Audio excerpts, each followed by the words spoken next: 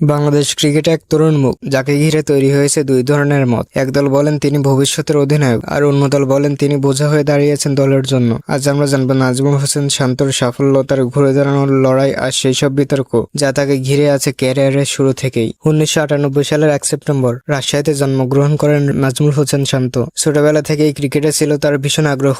BKSP থেকে উঠে এসে জাতীয় দলের হয়ে অভিষেক করেন মাত্র 18 বছর বয়সে 2017 সালে নিউজিল্যান্ডের বিপক্ষে। তখন সবাই বলেছিল এই ছেলেটা একদিন বাংলাদেশকে নেতৃত্ব দেবে, কিন্তু সময়ের সাথে সাথে সেই প্রত্যাশার বাস্তবে মেলেনি। ইনিংসের পর ইনিংস তিনি ব্যর্থ হয়েছেন। বিশেষ করে 2020 ও 21 সালের দিকে তার টেস্ট এবং ওয়ানডে গড় ছিল মাত্র 20 থেকে 22। অনেকেই তখন প্রশ্ন তুলেছিল এই শান্ত বারবার দলে জায়গা পান কেন। সমালোচকদের সবচেয়ে বড় প্রশ্ন ছিল শান্তর পারফরমেন্স না থাকলেও তাকে বারবার সুযোগ দেওয়া হয় কেন। অনেকেই সরাসরি অভিযোগ করেন বিসিবি সভাপতি স্নেহভাজন হওয়ায় শান্তকে বাদ দেওয়া যায় না, কিন্তু এখানেই থেমে থাকেননি শান্ত। 2022 সালের শেষ দিক থেকে শান্ত নিজেকে বদলে ফেলেন। 2023 সালে আসে তার ক্যারিয়ারের মোড় ঘোরানোর সময়। এশিয়া কাপে আফগানিস্তানের বিপক্ষে দুর্দান্ত সেঞ্চুরি করেন তিনি। এরপর দক্ষিণ আফ্রিকার বিপক্ষে অসাধারণ এক ইনিংস খেলার প্রমাণ করেন সে শুধু দলে থাকার যোগ্য নয়, বরং বাংলাদেশ ক্রিকেটের ভবিষ্যৎ। এছাড়াও আয়ারল্যান্ডের সফরে অধিনায়কত্ব করতে গিয়ে তিনি নিজের কৌশল ও নেতৃত্ব গুণ দেখিয়েছেন। যখন তাকে সহ অধিনায়ক হিসাবে দায়িত্ব দেওয়া হয় তখনও বিতর্ক থামেনি।